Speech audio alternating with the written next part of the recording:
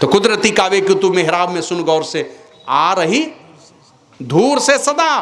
धूर मन होता परमात्मा और सदा मन होता शब्द। परमात्मा के वहां से शब्द आ रही है आपके बुलावे का, तेरे बुलाने के लिए।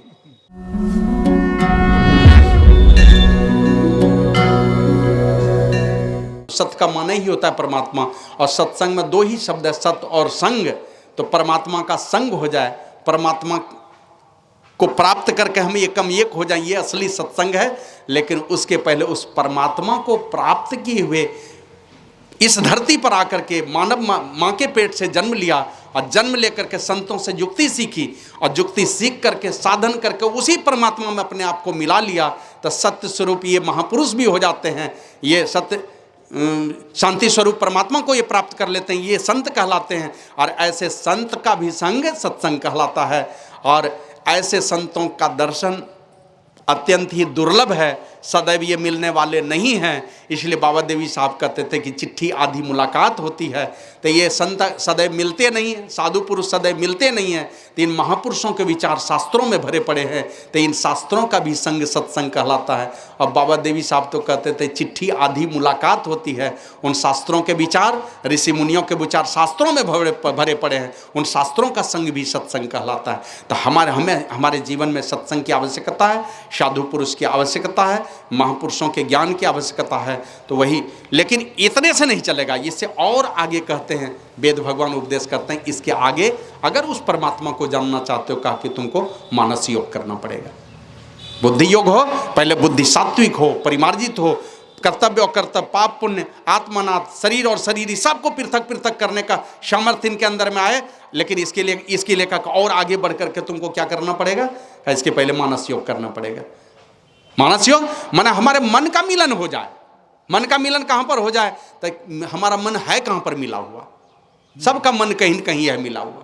कहाँ मिला हुआ है सब जानते हैं, बढ़िया स्वाद की ओर, बढ़िया रस की ओर, बढ़िया गंध की ओर, बढ़िया रूप की ओर, इन चीज़ों में मेरा मन मिला हुआ है, कहीं इनसे हटाओ।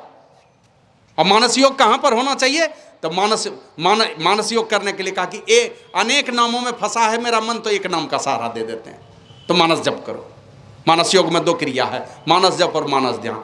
अब देखिए कभी कभी हम लोग करते क्या है, श्री सद्गुरु महाराज की जय, किन्हीं को बुलाते हैं, ए बाबू इधर आना, इशारा करते, ए बाबू इधर आना, तो आ गया वो, अरे तुमको नहीं बुला रहे हैं, तब कब उसको तो आया उधर से, तब तक मैं दूसरा लड़का, उसको लग रहा है कि शायद हमको बुला रहा है, तो दूसरा लड़का आ गया, अरे तुमको नहीं बुला रहे हैं, उसको बुला रहे हैं। अब 3-4 लड़का समझ रहा है कि हमको बुला रहा है, और हम बार बार इशारा कर रहे हैं उसको बुला रहे हैं। होता है ना ऐसा कभी कभी, हम बुला रहे हैं दूसरे को, आप भेज रहे हैं दूसरे को। अब 3-4 बार जब आता है तब लोगों को बात समझ में आती है कि नहीं हम लोगों को नहीं बुला रहा है। किसको बुला रहा है, वो दूसरा वाला को बुला रहा है। उसी प्रकार बार बार हम एक मंत्र को जपते हैं ना, तो आता है दूसरा वाला रूप।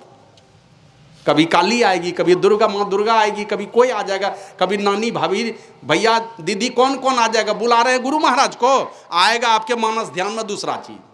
तो बार बार जब हम बोलते हैं नहीं तुमको नहीं बुला रहे हैं, हम तो अपने गुरु प्रभु को बुला रहे हैं।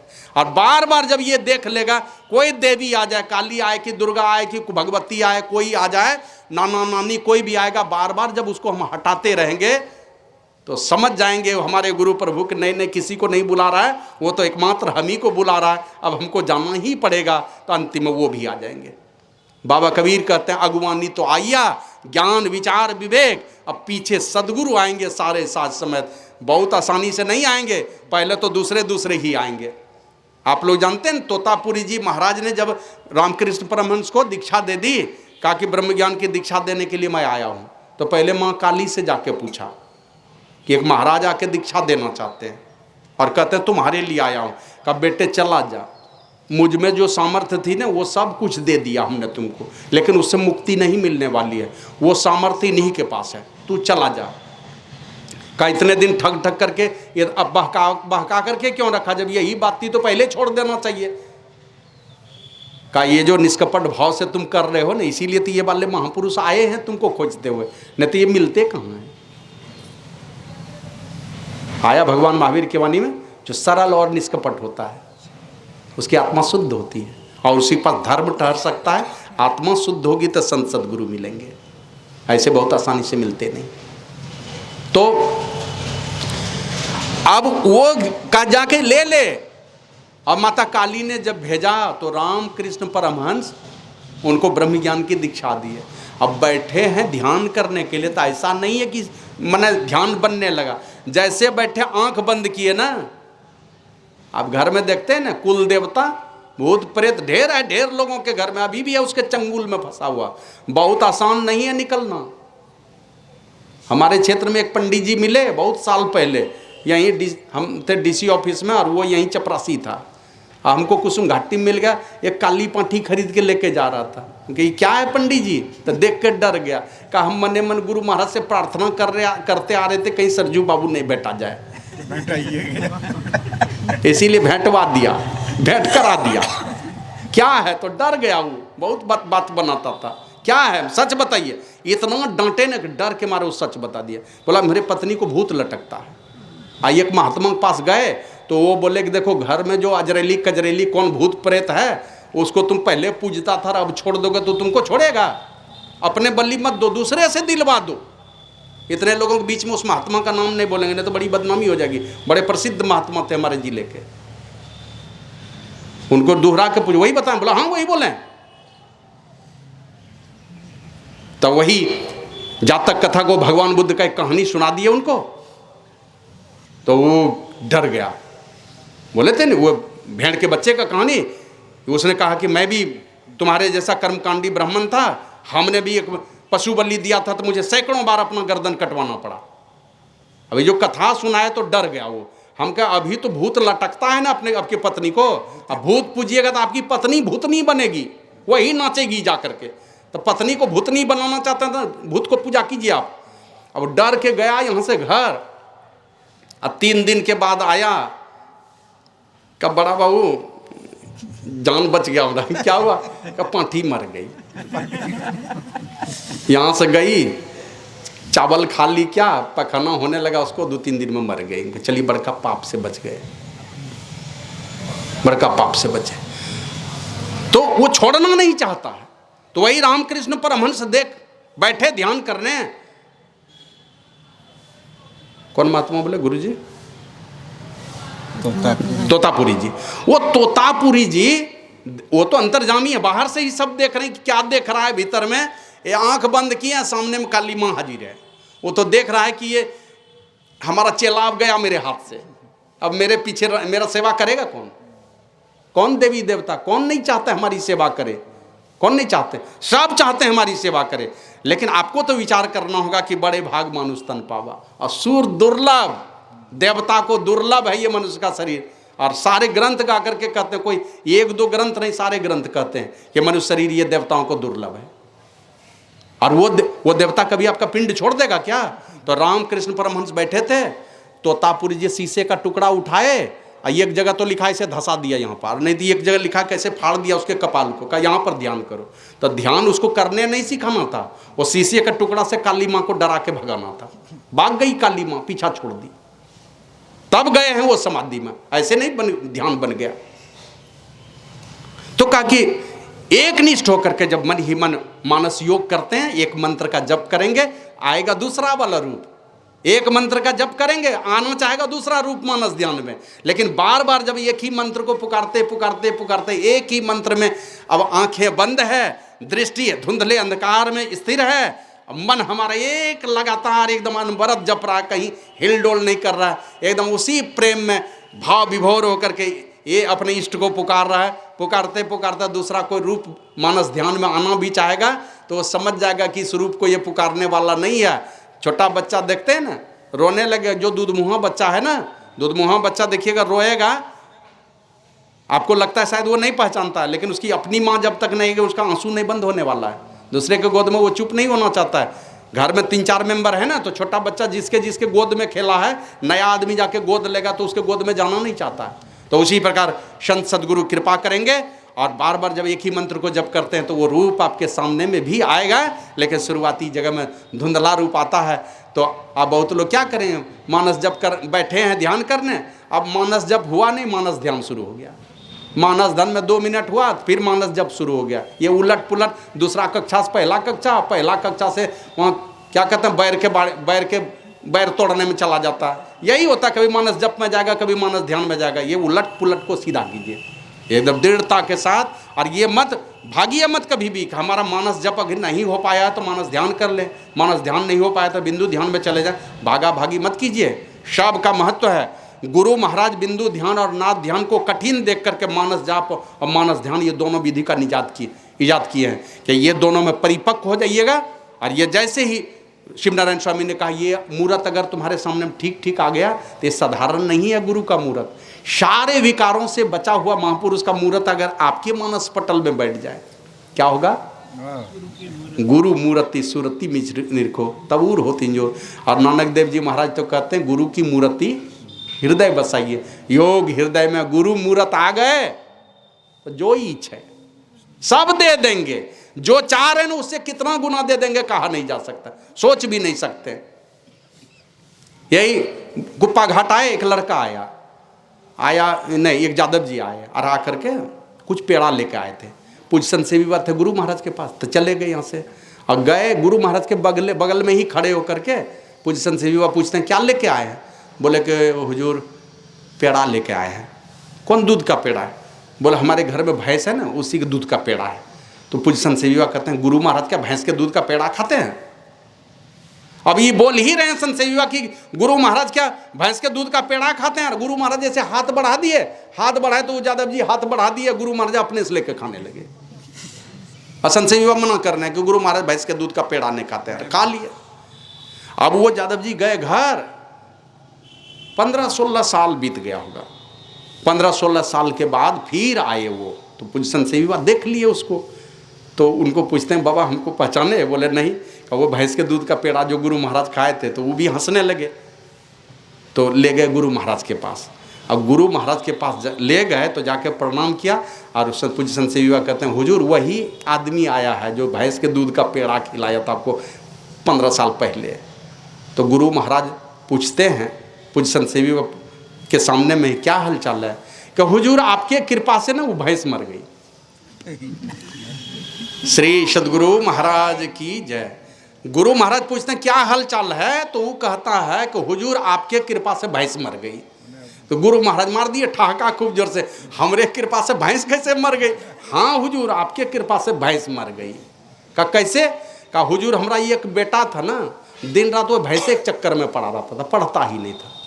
और आपके कृपा से भैंस मर गई, हमने दूसरा भैंस खरीदा नहीं, वो पढ़ने लगा और वो बेटा भी बंगलोर में इंजीनियर बन गया। श्री सदगुरु महाराज की जय। सोच भी नहीं सकेंगे क्या क्या देंगे। और सब लोग देखेंगे थोड़ी भी आस्था, थोड़ा भी भरोसा अगर दिल में संजोए हुए हैं, आप अपनी परिस्थिति देख रहे हैं कि गुरु महाराज किस किस तरह से आपके ऊपर कृपा कर रहे हैं, है ना। तो मानस जाप और मानस ध्यान करके इतना भी करेंगे तो जो ही इच्छा है सोई फल पाइए। सजाइए इसको एकदम शुरुआती स्तर से, जितने काम करना है एकदम सजा करके करना, करते चलना है। नहीं होगा तो और जन्म है, अभी बहुत लंबा जन्म है। क्या होगा? गुरु महाराज का काम करते हो मर जाएंगे तो फिर दूसरा जन्म देगा, थोड़े यहाँ पर भेज देगा जा करके दूसरे के यहाँ नौकरी करना। बस काम नौकरी भी करवाएगा, दूसरे के घर पर भिखमंगा के भी घर में देगा। तो गुरु महाराज अपना चरण तो हमारे हृदय में जरूर दे देंगे। जुड़ करके रहो। इसलिए कभी भी ये उतावलेपन में नहीं आने, एकदम शुरुआती। देखते हैं बहुत लोग है ना, संथाल को देखिएगा काम करवाइएगा, मिट्टी का लेबा हम लोग दिलवाते हैं ना, बहुत समय लगाता है, लेकिन इतना फिनिश काम करेगा, ये मेहनत करके वो करेगा जैसे तैसे ऊबड़ खाबड़ वो छोड़ना नहीं चाहता है। हम लोग कहेंगे जल्दी जल्दी करो, आप बाबा काहे बोलते हैं, हम लोगों को करने दीजिए बढ़िया से काम, सजाते चलिए अपने जीवन को। तो ये मानस योग और मानस योग में मानस जप और मानस ध्यान है। लेकिन इसके बाद है अग्नि की ज्योतियों का योग। और ये किए बिना हमारे गुरु महाराज कहते हैं अंतर में हो प्रकाशना है। चकाचक चारों पूरा संसार में, बाहर एकदम बाल बच्चा सब कुछ सारी व्यवस्था चल रही है, अंदर में घना अंधकार है, घोर अंधकार है। ये अंधकार आपको दुर्गति की तरफ ले जा सकता है। तो इससे निकलने का भी थोड़ा प्रयास होना चाहिए। और वो यही है अंतर में हो प्रकाशना, बाहर प्रकाश क्या और अंतर्नाद का उपास्य न दिगर उपास क्या। तो ये अग्नि की ज्योतियों का योग यही है दृष्टि योग का साधन। और ये दृष्टि योग का साधन में गुरु महाराज कहते हैं ध्यानाभ्यास करो सद सद ही चातक दृष्टि बनाई हो, और लखत लखत छवि बिंदु प्रभु की। और छवि प्रभु की छवि बिंदु रूप में अगर देख लिया तो ज्योति मंडल धसी धाई हो, ज्योति मंडल में प्रवेश कर जाएंगे। लखत लखत छवि बिंदु प्रभु की। प्रभु की छवि बिंदु रूप में अगर देखा, दृष्टि साधन, एक बिंदुता का साधन आप कर पाते हैं तो ज्योति महल में आप प्रवेश कर जाएंगे। बाबा साहिब स्वामी जी महाराज कहते हैं, गुरु युक्ति से ताकू गगन में तब झलके, हाँ तब झलके एक तारा रे। और वो तारा कहाँ पर दिखलाई पड़ेगा? अगर गुरु युक्ति से देख रहे हैं टकटकी लगा करके तो तारा दिखलाई पड़ेगा। कहाँ पर? तो वह तारा गुरुदेव बतावे। कहाँ बताते हैं गुरु जी, कहाँ मिलेंगे?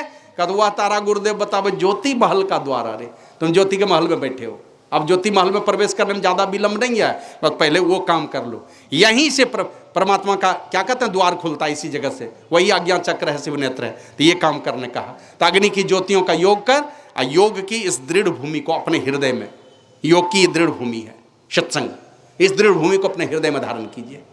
तो ये काम करने का आगे गुरु महाराज लिखते हैं, राम नाम धुन सद्धुन सारा शब्द केंद्र ते आई हो, ताधुन भजत मिलो प्रभु से निज आवागमन नसाई हो। अंतर साधन करके ज्योति महल में प्रवेश करेंगे। अनेक प्रकार के शब्दों को, प्रत्येक मंडल के केंद्रीय शब्दों को सुनता हुआ साधक उस शब्द को भी सुनता है जो राम नाम धुन सद्धुन सारा शब्द केंद्र से आई हो, परमात्मा के केंद्र से आई है। संत तुलसी साहब कहते हैं, कुदरती कावे की तू मेहराब में सुन गौर से। कुदरती कावा है ये, इसका मेहराब ऊपर से ढक्कन है, छौनी है, ये सुन गौर से। मतलब दुनिया का सारा चीज सुनना छोड़ करके उसको गौर से, जब साधक उसको सुन पाएगा, अंदर प्रवेश कर पाएगा, तब तो। यहाँ बाहर में भटक रहा है, अब बाहर से सुनना चाहिएगा तो बाहर का ही अंधकार मंडल का शब्द सुनाई पड़ेगा, ले जाएगा कहीं दूसरे दिशा में। तो कुदरती कावे कि तू मेहराब में सुन गौर से, आ रही धूर से सदा। धूर मन होता परमात्मा और सदा मन होता शब्द। परमात्मा के वहां से शब्द आ रही है, आपके बुलावे का, तेरे बुलाने के लिए, आपके और हमारे बुलावे का शब्द आ रहा है। और यह शब्द है ब्रह्मांड से पिंड की ओर। तो जब तक ब्रह्मांड में प्रवेश नहीं करेंगे तो शब्द को पकड़ ही नहीं सकेंगे। अब छुएंगे, आप उसको छुएंगे, वो आपको पकड़ेगा, पकड़ना नहीं पड़ेगा, आप खाली छुएंगे वो पकड़ेगा आपको। और जब पकड़ लिए गए, हमारी सूरत पकड़ ली जाती है, वो फिर पिंड नहीं छूटने वाला है।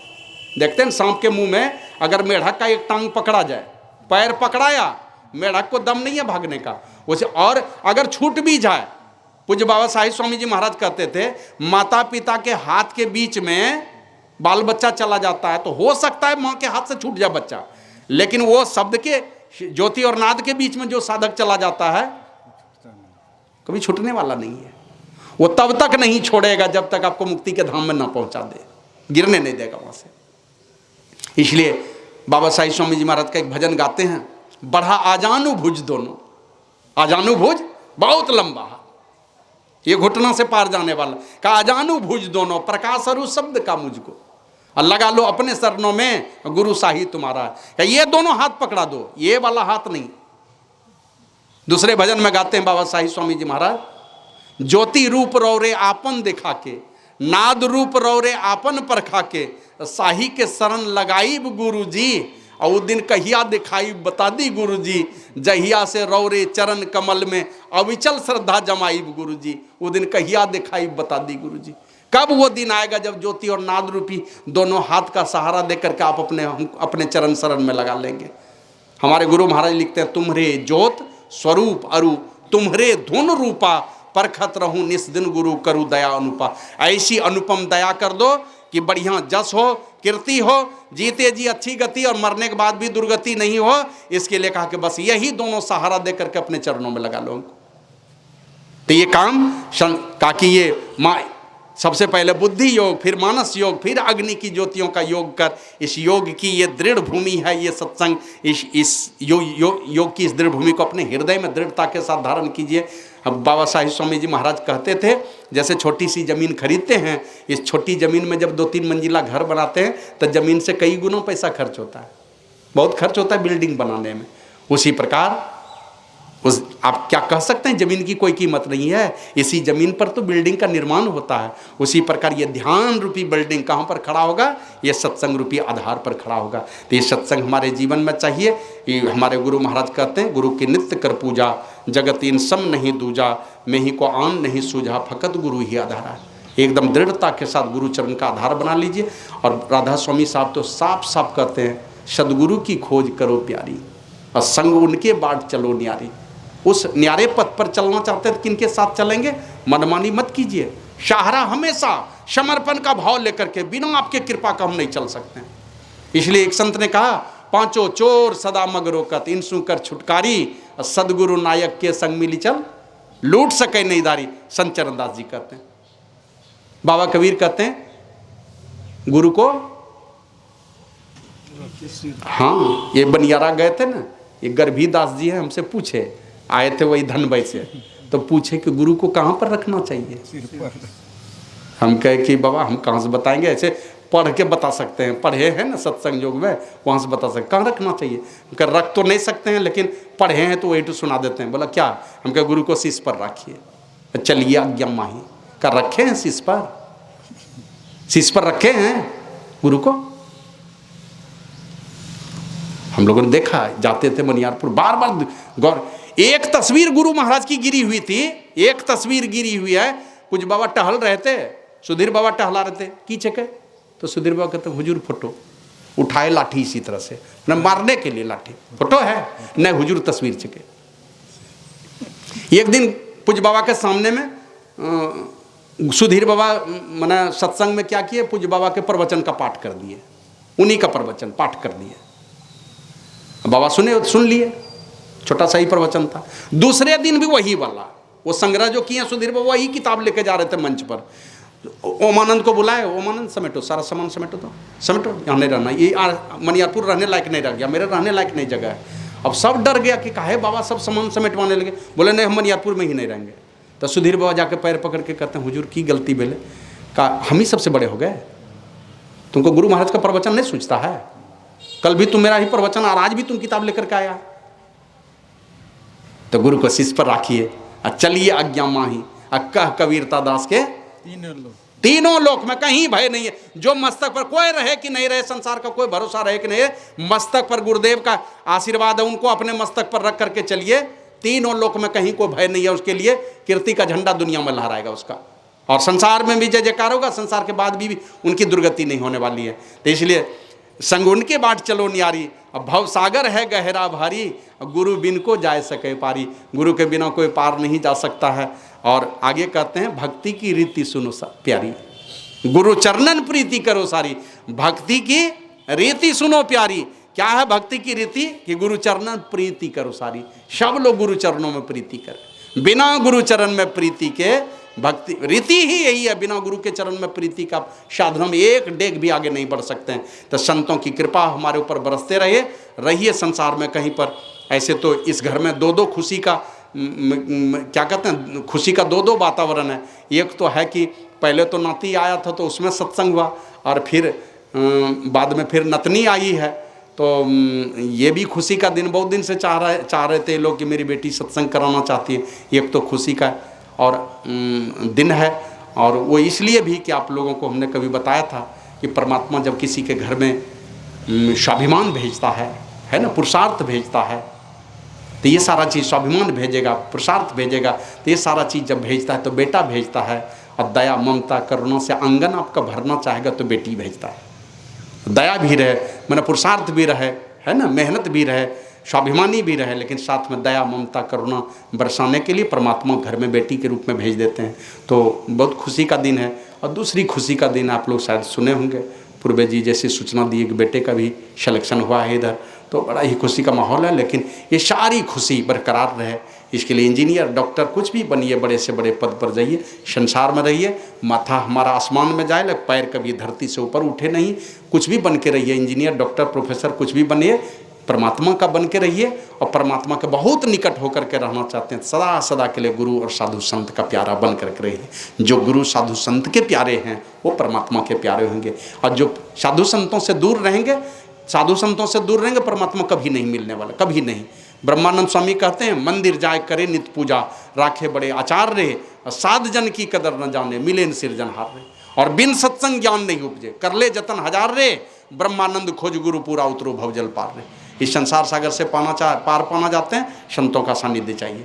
और यही सारा चीज़ करने के लिए सिखा करके गए। ऐसे तो एक से एक महापुरुष इस दुनिया में आए, लेकिन परमात्मा स्वयं अवतरित होकर के इस संसार में राम और कृष्ण के रूप में आए। इन्होंने दुनिया के लोगों को सिखाया भला अगर होने वाला है, बिना चरण शरण की, गुरु चरण शरण में जाकर उनके चरणों की बंदगी बजाए, उनकी टहलू किए, उनके चरण दबाए, कभी भी भला नहीं होने वाला, कभी नहीं। चाहे जितना बड़ा संसार में कुछ भी बन करके रह लीजिए।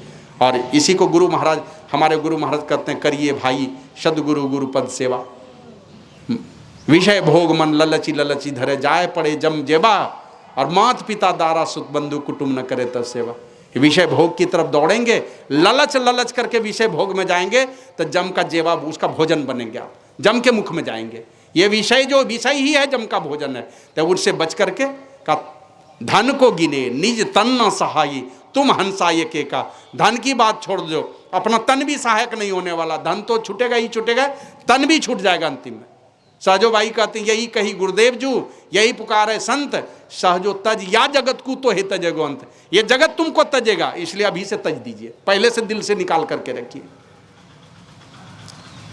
तो धन को गिने निज तन न सहाय, तुम हंसा एक एका, याते चेती सदगुरु गुरु से वो करिए सहाय अनेका।